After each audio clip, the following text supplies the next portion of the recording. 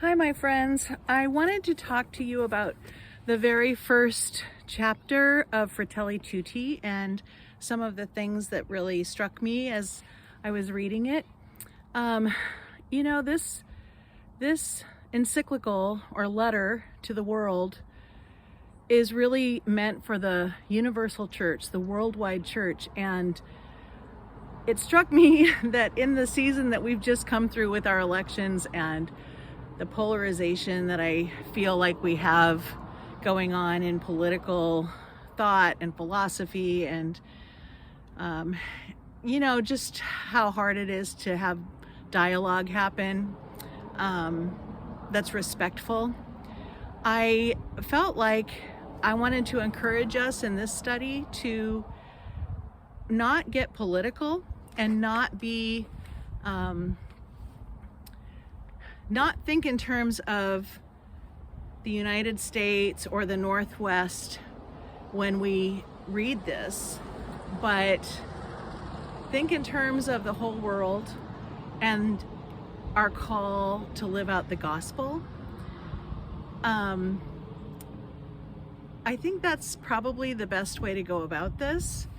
And I just, the very first chapter is the dark chapter. It sets the tone. It talks about a lot of the injustices and negative things going on in the world. And really every generation sees negativity and challenges and difficulty. So that's nothing new. Every single generation has to face difficulty and challenge. But this just gives us the ears to hear the rest of the encyclical. So the key to all of that, whenever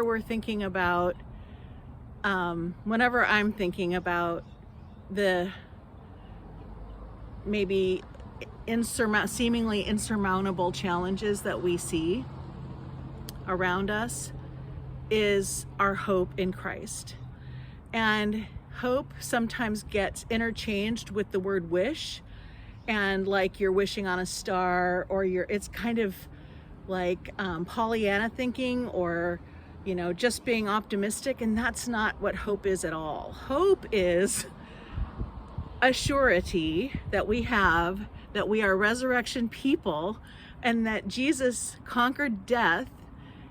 But hope also, so that we know that we're going to heaven, and we have assurance that God is in charge and God is in control, no matter how dark the days. I just think of Job when I think of that. But we don't have the resurrection without the cross.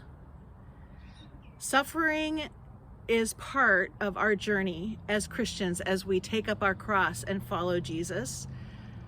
But we have the hope of the resurrection, and that gives us the sustenance, the inspiration, the surety to keep on carrying our cross.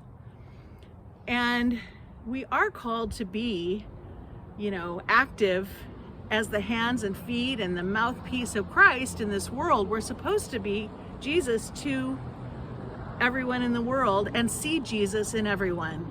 So my point isn't that politics have nothing to do with anything, but we have so many political philosophies in the world. I'm not just talking US, I'm talking whole world. And God is God, and the church is the church in all those systems and philosophies. So I think it's doing us a disservice to just talk in a political way. And I think that the whole intention of this encyclical is to give hope and healing and inspiration to the world.